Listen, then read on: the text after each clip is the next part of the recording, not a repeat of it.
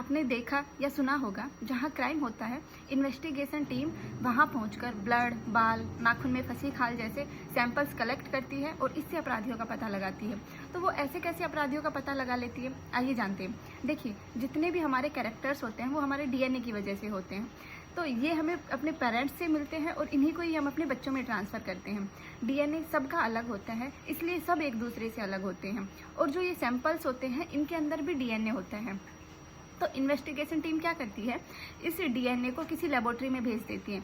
वहाँ पर इसको एक एंजाइम से इस डीएनए को एक एंजाइम से कट लगाकर एक मशीन, जिसे जेल इलेक्ट्रोफोरेसिस कहते हैं, उसमें डालती है। तो ये जो एंजाइम होता है वो डीएनए को किसी स्थान विशेष से पहचान कर काटता है, जिससे डीएनए के अलग अलग साइज़ के टुकड़े हो जाते हैं।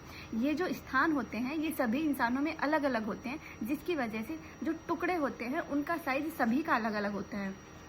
और जो ये मशीन होती है वो साइज़ के आधार पर ही डीएनए को अलग करती है।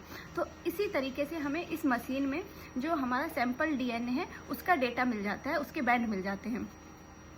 अब माना कि हमारे पास 3 सस्पेक्टेड या 3 संदिग्ध आदमी हैं, हम उनका ब्लड सैंपल लेकर और उसका इसी तरीके से डीएनए टेस्ट करते हैं। इस फोटो में आप देख सकते हो, लेफ्ट साइड में हमारे सैंपल डीएनए का रिजल्ट है और जो सस्पेक्टेड 1 है उसका डीएनए और सैंपल का डीएनए मैच नहीं कर रहे हैं। जो सस्पेक्टेड 2 है उसके डीएनए के बैंड और हमारा जो सैंपल डीएनए है उसके बैंड हूबहू मैच कर रहे हैं और तीसरे का भी मैच नहीं कर रहा। इसका मतलब है जो सस्पेक्टेड 2 है वो ही क्रिमिनल है, उसी ने ही ये क्राइम किया है। तो इस प्रोसेस को हम डीएनए फिंगरप्रिंटिंग कहते हैं। इसकी खोज एलेक्स जेफरी ने की थी। तो इस तरीके से हम उनके अपराधियों का पता लगाते हैं। धन्यवाद।